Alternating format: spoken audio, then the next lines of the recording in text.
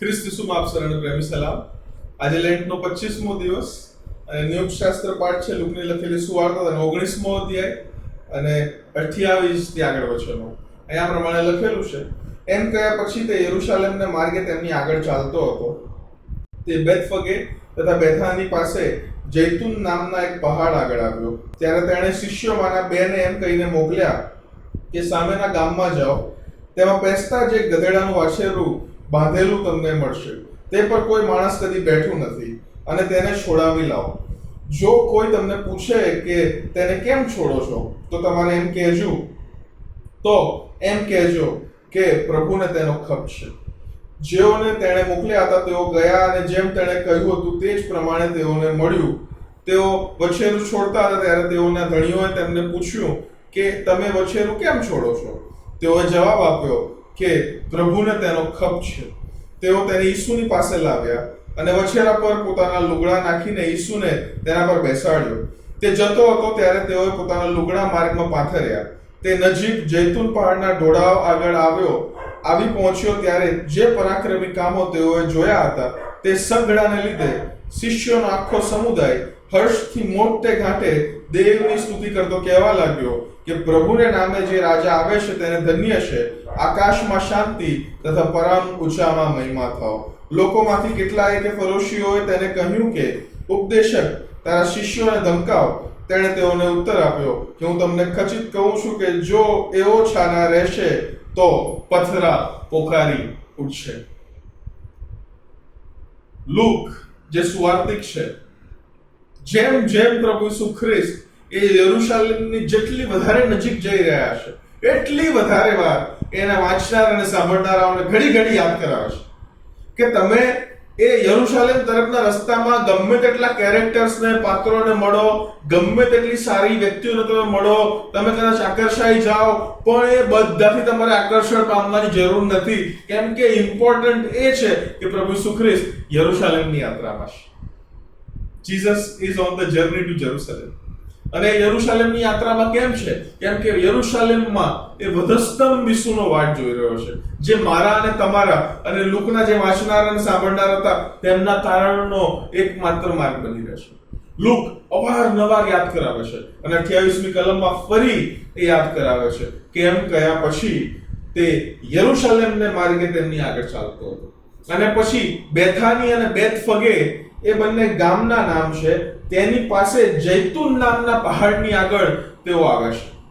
જૈતુન નામના પહાડની આગળ એ પ્રભુ ઈસુ ખ્રિસ્ત આવે છે. મારા વાલાઓ, માઉન્ટ ઓલિવની પાસે તેઓ આવે છે. There is a great significance of this particular scenario. કેમ?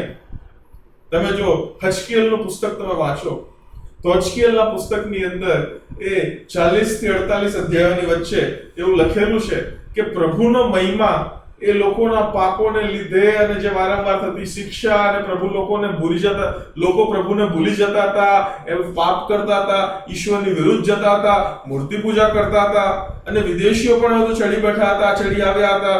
અને ત્યારબાદ એ 40 થી 48 ની અંદર એ હજકીએલના પુસ્તકની અંદર એક જગ્યાએ એવું લખેલું છે કે અને દેવનો મહિમા જે હતો, જે શકાઈના જેને કહેવાય, ધ ગ્લોરી ઓફ ગોડ, એ ત્યાંથી મંદિર પરથી ઉતરીને એ માઉન્ટ ઓલિવની દિશામાં જઈને ઇટ ડિપાર્ટ્સ. એટલે પ્રભુનો મહિમા એ પ્રભુના મંદિરમાંથી ચાલ્યો ગયો. એટલે પ્રભુની ઉપસ્થિતિ એ પ્રભુના લોકોને પાસેથી એક સમય માટે, એક ક્ષણ માટે ચાલી ગઈ. પ્રભુ ઈસુ ખ્રિસ્ત અહીંયા ગાડી બેથાની અને બેથફગેની પાસે જે જૈતુન પહાડ, એટલે એ જ સેમ માઉન્ટ ઓલિવ કે જ્યાંથી પ્રભુનો મહિમા ચાલ્યો ગયો હતો લોકોને પાપને લીધે, અને પાપને લીધે જ હવે પ્રભુનો જે મહિમા છે, the Shekinah, the glory of God, Jesus Christ, તેઓ એ જ જગ્યાએ એ જૈતુન પહાડની પાસે આવીને હવે ઊભા છે. મારા વાલાઓ, ઇટ ઇઝ વેરી સિગ્નિફિકન્ટ. અને પ્રભુ ઈસુ ખ્રિસ્ત અહીંયા આગળ જે 2-3 વાતો એ શિષ્યોને કરવાની કહે છે તે પણ એ જૂના કરારની પ્રબોધવાણીઓ છે. એ હું તમે જાણીએ છીએ એ જે ગધેડાને છોડાવીને લાવવાની વાત, જેની પર કદી કોઈ બેઠું ના હોય અને પછી પ્રભુ એની પર બેસે, it's all written in the old testament. એટલે જ મારા વાલાઓ, જો તમારે ખ્રિસ્તી વ્યક્તિ તરીકે પ્રભુના વચનોનો અભ્યાસ કરવો હોય ને, તો બંને જે કરાર છે, એટલે કે પહેલો કરાર અને બીજો કરાર, એટલે કે જૂનો કરાર અને નવો કરાર, એ હંમેશા સાથે લઈને એની તમારે એન્ટાયરિટીમાં, જ્યાં સુધી તમે આખું પિક્ચર નહીં જોવો ને ત્યાં સુધી તમને ખબર નહીં પડે. કોઈ પણ ચિત્રને જો તમે આંખની એકદમ નજીક લાવીને તમે જોશો ને, તો કદી તમને એની ડિઝાઇન, એના સ્ટ્રોક્સ વગેરે કંઈ તમને દેખાશે નહીં. પણ જો તમે એ જ ચિત્રને આટલી દૂરથી જોશો ને, તેના બધા ડિઝાઇન્સ, એની બધી સ્ટ્રોક્સ, કલર્સ, એ બધું તમને દેખાશે. પ્રભુનું વચન એવું છે. જ્યારે પ્રભુના વચનમાંથી તમે એક એક કલમો કાઢીને પછી એ તમને એની અંદર પોતાનો મતલબ નાખીને જોવાનો પ્રયત્ન કરશો, પોતાના મતલબ પ્રભુના વચનોને આપશો, then it will be all wrong. એક પણ સ્ટ્રોક્સ, એક પણ ડિઝાઇન, એક પણ કલર પ્રોપર નહીં હોય. પણ જ્યારે તમે પ્રભુના વચનોને એની એન્ટાયરિટીમાં એ બંને કરારોને ધ્યાનમાં રાખતા તમે જોશો અને સમજશો ને, then it will make all the way more sense. It will make all the way more beautiful design than we expect. મારા વાલાઓ, પ્રભુનું વચન એ અજાયબ જેવું વચન છે, જે મારા અને તમારા હૃદયોમાં પરિવર્તન આણે છે. માટે એ પ્રભુના વચનોને એ દ્રષ્ટિકોણથી મારા અને તમારે વાંચીને સમજવાની જરૂર છે. જે પ્રભુનો મહિમા, એ Shekinah, the glory of God, the presence of God, જે મંદિરમાંથી, યરુશલેમના મંદિરમાંથી ઉઠીને એ ઓલિવ એટલે કે જૈતુન પહાડ પાસેથી એ જતી રહેશે, એ જ પ્રભુનો મહિમા, એ Shekinah, the glory of God, the presence of God, એ ગોડ ધ સન ઇન્કાર્નેટ એટલે ઈસુ ખ્રિસ્ત, એ જે માણસ બનીને અવતર્યો છે, એના રૂપમાં હવે ફરીથી યરુશલેમમાં પ્રવેશ પામવાનો છે. What a wonderful thing it is. પ્રભુ ઈસુ ખ્રિસ્ત એ બેથાની અને બેથફગે નામની પાસે, જૈતુન નામના પહાડની પાસે આવે છે, ત્યારે શિષ્યોમાંના બેને, હવે કોણ છે નામ નથી લખેલું, બટ whoever they are, એ બંનેને એક મિશન આપે છે.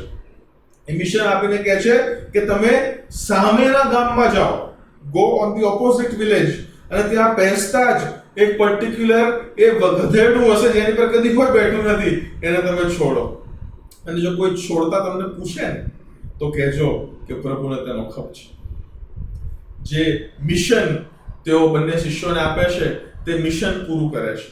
તેઓ ત્યાં જાય છે અને જે મેસેજ પણ આપેલો હતો ને કે ભાઈ તમને પૂછે તો તમારે આ કહેવું, તો એ મેસેજ પણ તેઓ કમ્યુનિકેટ કરે છે. અને મિશન અને મેસેજ કમ્યુનિકેટ કરતા એ જે વાછરડું છે એને છોડાવીને ઈસુ પાસે લાવે છે. ઈસુ તેની પર બેસે છે અને હવે એ જૈતુન પહાડ પર એ તરફથી હવે યરુશલેમ તરફ પ્રભુ ઈસુ ખ્રિસ્ત વધારે નજદીકતામાં આગળ વધે છે. અને પછી લોકોને જ્યારે પહાડ પર તમે જાઓ એટલે નીચેનું બધું સરસ ક્લિયર દેખાય ને, પહાડ પરના નજારાઓ ગમે ને ઉપરથી. ધ સેમ વે લુક એના વાંચનારોને કહેવા માંગે છે કે લોકોએ જે બધા પરાક્રમી કામો ઈસુએ કર્યા હતા, જોયા હતા, એ સગડાને લીધે શિષ્યોનો આખો સમુદાય, એટલે કે પ્રભુ ઈસુ ખ્રિસ્તે અત્યાર સુધી જે કંઈ પણ કર્યું, એ પહાડ ઉપરથી જેમ નીચેનો નજારો જોતા હોય ને, એમ હવે એ શિષ્યો એ બધા નજારાઓ એમના મસ્તિષ્કમાં, એમના ધ્યાનમાં, એમના મનનમાં આવી રહ્યા છે. અત્યાર સુધી શું શું પ્રભુએ કર્યું, કેટલા ચમત્કારો પ્રભુએ કર્યા, કેટલા અજાયબ કૃત્યો પ્રભુએ કર્યા, અને બધાને યાદ કરે છે. અને બધાને યાદ કરતા દેવની સ્તુતિ કરે છે, મોટે ઘાટે કરે છે. મોટે ઘાટે દેવની સ્તુતિ કરતા કહે છે કે પ્રભુને નામે જે રાજા આવે છે તેને ધન્ય છે. આકાશમાં શાંતિ તથા પરમ ઊંચામાં મહિમા થાવ. What a wonderful thing it is. હું ને તમે પણ જ્યારે બર્ડ્સ આઈ વ્યૂ અથવા એક પર્વત પર જઈને તમે નીચેનો નજારો જેમ જોતા હોય તેમ એક જગ્યાએ ઉપર જઈને તમે જો તમારા જીવનમાં પ્રભુના કામોને યાદ કરો ને, હાલની પરિસ્થિતિ નહીં, અઘરી મુશ્કેલ હોઈ શકે, but all the past experiences of God that you have had, કેટલા અજાયબ જેવા એ ખાડાઓમાંથી, ખતરાઓમાંથી, એ ખીણોમાંથી પ્રભુએ તમને બહાર કાઢી લાવ્યા છે. એ મરણના અનુભવ જેવા, હે ને, મરણના અનુભવ જેવા અનુભવમાંથી પણ તમને પ્રભુએ બહાર કાઢ્યા છે. અને જ્યારે તમે બધાને યાદ કરશો ને, ત્યારે તમે પણ અને હું પણ એ મોટે ગાંઠે દેવની સ્તુતિ જ કરીશું. That's how wonderful our Lord, our God and our Creator is. મારા વાલાઓ, યરુશલેમ તરફ પ્રભુ વધારે ને વધારે નજદીક ધપી રહ્યા છે. અને ધપતા એ લોકો હવે બધા કાર્યો યાદ કરે છે. આજે મારે ને તમારે પણ એ પ્રભુના એ દરેક કામોને યાદ કરવાની જરૂર છે. તમે અત્યારે કોઈ અઘરી પરિસ્થિતિમાં છો અને પ્રભુના ઉપસ્થિતિની અને હાજરીનો અનુભવ નથી કરી રહ્યા, then remember what all God has done in the past. પ્રભુએ ભૂતકાળમાં તમારા માટે શું શું નથી કર્યું એ યાદ કરો. પ્રભુએ તમને કેટલી અઘરી પરિસ્થિતિઓમાંથી બહાર કાઢ્યા છે. પ્રભુએ કેટલી બધી વાર ચમત્કારિક રીતના તમને અલગ અલગ સંજોગોમાંથી બચાવ્યા છે. જ્યાં તમારે નથી હોવું જોતું ત્યાંથી પ્રભુએ તમને એબ્સન્ટ રાખ્યા છે. પ્રભુ એ મારા ને તમારા જીવનો એ રખેવાળ બન્યો છે, મારા ને તમારા જીવનો એ કાળજી રાખનાર બન્યો છે. અને એ બધાને યાદ કરી તો આજની સમયની જે પરિસ્થિતિ, આજના પ્રશ્નમાં તમે જે ગુજરી રહ્યા છો અથવા હું જે ગુજરી રહ્યો છું એ બધા એ શૂન્ય સમાન લાગશે મારા વાલાઓ. Because God has done more wonderful works. પ્રભુ ઈસુ ખ્રિસ્ત યરુશલેમ શેની માટે જઈ રહ્યા છે? તેમણે અવારનવાર શિષ્યોને યાદ કરાવ્યું છે કે પ્રભુ તો કહ્યું જે લખેલું છે તે પૂરું થાય. ઇટ ઇઝ ઇમ્પોર્ટન્ટ કે માણસનો દીકરો દુઃખ સહન કરે, માણસનો દીકરો એ કોડાનો માર ખાય, માણસના દીકરાની ઉપર લોકો થૂકે, માણસના દીકરાનું લોકો અપમાન કરે અને વધસ્તંભ પર તેઓ ચડાવવામાં આવે. He knows his destination. પ્રભુ ઈસુ ખ્રિસ્ત એમનો ધ્યેય, એમનો જે અંતિમ ગોલ છે તેઓ જાણે છે. અને છતાં પણ તેઓ યરુશલેમ ભણી હઠેઠથી એની સામે મોં કરે છે, હઠેઠથી તેઓ ત્યાં જાય છે. લૂક પણ વારંવાર યાદ કરાવે છે કે he is on the way to Jerusalem. મારા વાલાઓ, let us be encouraged. પ્રભુની ઉપસ્થિતિ, પ્રભુની હાજરી એ મારા અને તમારા જીવન સાથે એ હંમેશા રહેવાની છે. અત્યારે જો તમે અનુભવ નથી કરી રહ્યા, let me tell you my dear friends, this silence of God is also a very big sound જે તમારા અને મારા જીવન દ્વારા અજાયબ જેવી સાક્ષી ઉત્પન્ન ઈશ્વરને માટે કરનાર છે. Let us be at peace because he is faithful. પ્રભુ વિશ્વાસુ છે. અહીંયા ગાડી જ્યારે આ વસ્તુ બની રહી છે ત્યારે ફરોશીઓ ફરી સીનમાં એન્ટર થાય છે. સીનમાં એન્ટર થતા જ એ ઈસુને કહે છે કે ઉપદેશક, તારા શિષ્યોને ધમકાવ. હે ને? કેમ? કેમ કે આ તો બહુ મોટો પોલિટિકલ સ્ટેટમેન્ટ તેઓ બોલી રહ્યા હતા કે પ્રભુને નામે જે કોણ આવે છે, રાજા આવે છે, તે ધન્ય છે. અરે આજુબાજુમાં જે રોમન સૈનિકો ચાલી રહ્યા છે એ લોકો જો ભૂલથી પણ આને રાજા કહી રહ્યા છે એવું સાંભળી લેશે ને તો બહુ મોટો પોલિટિકલ બ્લન્ડર થઈ જશે.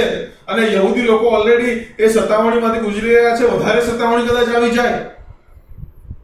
પ્રભુ ઈસુ ખ્રિસ્ત કહે છે કે આજે જો આ લોકો ચૂપ થઈ ગયા ને તો પથરા પણ ફોકારી ઉઠશે. મારા વાલાઓ, let me tell you, પ્રભુ ઈસુ ખ્રિસ્ત જ્યારે હઠેઠપૂર્વક પોતાનું મોં યરુશલેમ ભણી કરે છે એ તરફની જ યાત્રામાં આગળ ધપે છે. અલગ અલગ એન્કાઉન્ટર્સ, લોકોને પ્રભુ મળે છે, ચમત્કારો કરે છે. અમુક ઇવેન્જલિઝમ એ લોકોના બંધ મનને કારણે, એ બંધ હૃદયોને કારણે ફેલ પણ થાય છે. Like the rich young ruler કે જે ઉદાસ થઈને જતો રહે છે. પણ એટ ધ સેમ ટાઈમ અમુક જે ઇવેન્જલિઝમ્સ છે, જેમ કે એ મુખ્ય દાણી, એ ઝાંખીની વાત, એના જીવનમાં સક્સેસ પણ થાય છે. અને એવી જ રીતના પ્રભુ અલગ અલગ લોકોનો ભેટો કરતા જ્યારે યરુશલેમ તરફ આગળ જાય છે ને ત્યારે પછી આ જે ઇવન સ્ટેટમેન્ટ છે ને જે પોલિટિકલી બ્લન્ડર ક્રિએટ કરનારો બની શકે એ પણ હવે શૂન્ય સમાન બની જાય છે. Jesus does not care about that. માર્કની સુવાર્તામાં અવારનવાર એક મસાયાનિક સિક્રેટ નામની વસ્તુ એ પ્રભુ ઈસુ ખ્રિસ્ત આગળ કરે છે. એ વારંવાર માર્કની સુવાર્તામાં દરેક ચમત્કાર પછી કહે છે કે તમે કોઈને કહેશોમાં, કેમ કે મારી ઘડી હજુ આવી નથી. My hour has not come yet.